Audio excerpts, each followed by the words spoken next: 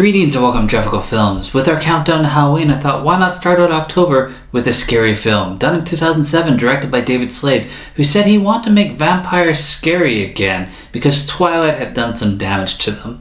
But then he went off and directed a Twilight movie, so is that like admitting failure? Well, let's review 30 Days of Night.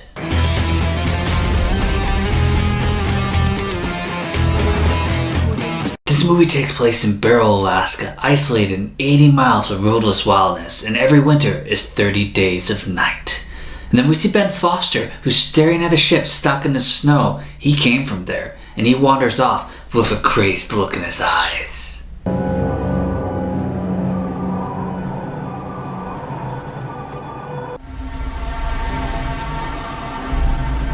It's the last day of sun, and Josh Hartnett plays Eben, and Manu Bennett of Spartacus fame plays Billy. And they're cops, and they find a bunch of burnt cell phones before staring at a sunset. Melissa George plays Stella, a fire marshal, and she's recently separated from Eben. And then people are abandoning the town because they don't want to stay there during the dark. They travel and they leave. And some asshole killed a bunch of dogs, so they call the police to investigate. On that last plane up here.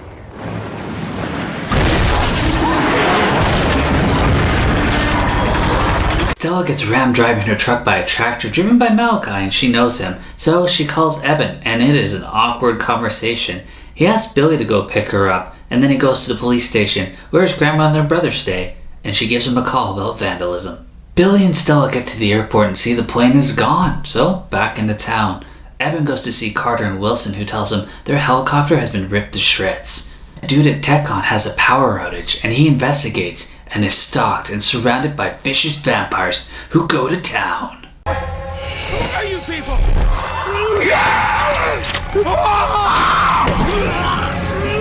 Foster's at the local diner and he causes a scene, so Eben goes in to defuse it, and Stella backs him up with his gun, so they arrest Foster and take him to the police station.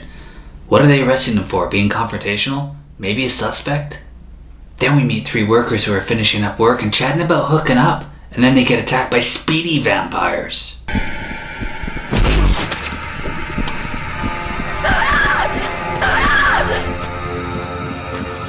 The computers and phones are down at the station, and Foster tells them they are helpless against what is coming. The town's power goes out, and then the generators kick in, but you could really freeze to death up there. Eben goes and visits the cell tower and finds Gus. He drives back and he tells the town to load their guns and stay inside, but it doesn't help much, as John's wife is dragged through the kitchen window before she's killed. Jake is pretty stupid and stands a little too close to the cage, but Eben shows up just in time. Eben and Stella are going to meet up with Billy and deal with these people that are terrorizing the town. They find them, and 3,000 jump cuts later, they go back into town, and they get radioed by grandmother who's just crying, so they go back to the station and there's blood everywhere, and a disappointed Ben Foster.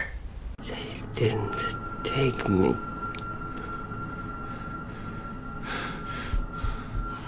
Who did they take? They didn't take me. We see a group of vampires just shooting the breeze, and then inside the diner we see a group of survivors hiding out. Marlow, the head vampire, and his girl Iris are going house to house, feeding and killing. Guns seem pretty useless and are pretty ineffective against them. Someone should have brought a sword.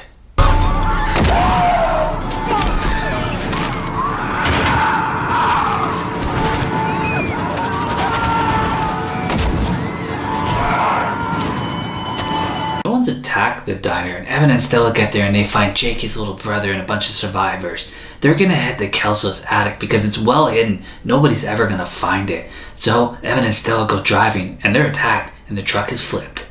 Beau drives his plow and takes out a couple of vampires as the other vampires just kind of watch as they escape, and they go to Kelso's attic where they meet up with the rest of the diner survivors and listen to people scream all night. Then Marlow makes his way to the police station and finds a handcuffed Ben Foster.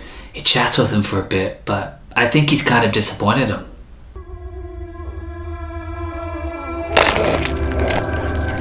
A random girl is walking the streets calling out for help, and the vampires are watching, using her for bait. Eben goes out and tries to save her, but she gets eaten before he can get to her. Then he finds John, who's been turned, and he grabs an axe and has to chop off his head several swings. A sword would have done it in one. He finally manages to get back to Kelso's attic, but he lost his inhaler. Well, that trip wasn't worth it. Marlow and his girl find John's severed head, And then Wilson's dad, who's a bit senile, sneaks out. He makes a lot of noise and Wilson goes after him. And then the vamp shows up. And he's a messy drinker. I don't know if that's supposed to be scary or just show how inefficient they are at drinking blood. And then they take Wilson.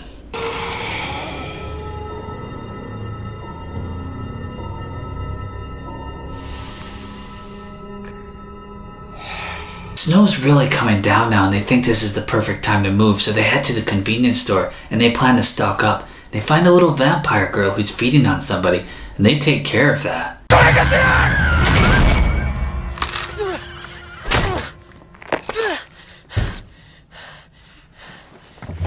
But it made a lot of noise, and then suddenly it's day 18. Like, what happened to the last 17 days? Eben thinks ultraviolet light could kill them, so he runs off and screams, and we hear gunshots, but he's only holding an axe. The group gets attacked, but half of them make it back fine. And Eben goes inside, and they cut the power generator after he burns Iris with the ultraviolet light, so then he has to run. Marlow watches as his woman suffers, and then he eats her throat. This is love.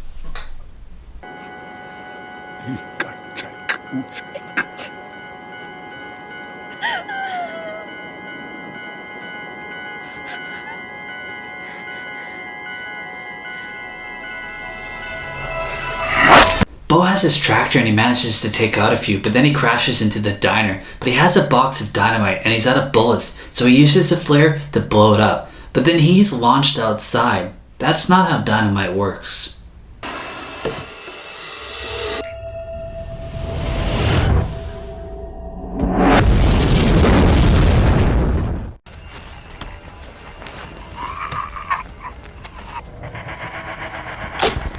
Eben gets to the station with a couple of survivors, and apparently the little girl bit Carter, and so he's gonna turn. And Carter tells him that his family died and was killed by a drunk driver, and he never told anybody, and he wants to die. So Eben obliges and takes him to the back room. We hear 2 chops, so he's improving. And then it says day 27. I call bullshit on these day skips. Eben spots a light from a house and signals it. It's Billy, because they didn't forget he was in this movie. Billy had to put his wife and child down because he didn't want them to die horribly, and Eben guilts him. Now's not really the time for that. You have a family. You don't ever hurt them. Ever hurt them. We get back to the station, but everybody's missing, and then we see a little girl walking covered in blood. Stella calls out to her, but she's bait, so Eben and Billy have to go out and draw the vampires away. And Eben manages to get back and find his brother. Billy meets up with him, but he was followed and attacked, and I'm a little bit disappointed because I'm used to seeing Manu Bennett kick ass. Here he's just kind of whimpering and getting his ass kicked, but the others join in and help him, and they throw the vamp into the grinder, and Billy loses his hand, and he screams pretty loudly, like a vamp. So they have to deal with him too. Stella's hiding under a car with the little girl, but the streets are filling up with oil from the pipeline. The vamps want to burn down the town and hide any evidence of what happened there, but any real medical examiner would be able to tell. Eben formulates a plan. He's going to inject himself with vampire blood to make himself stronger. Then his eyes turn black and his teeth start to get sharper, and he starts to feel the effects and pain of the transformation. And he walks out to Marlow, and they fight. Stella uses this time to escape from under the car with the kid, and Eben puts his fist through Marlow's mouth and kills him. And then the vamps leave. It's pretty anticlimactic, guys.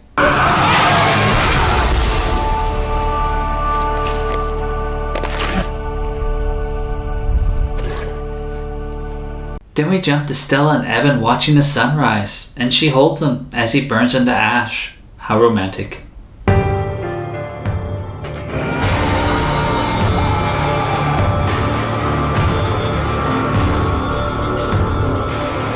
With a budget of $30 million, it made a box office of $75.5, so that's pretty impressive. And it was produced by Sam Raimi and Rob Tapert.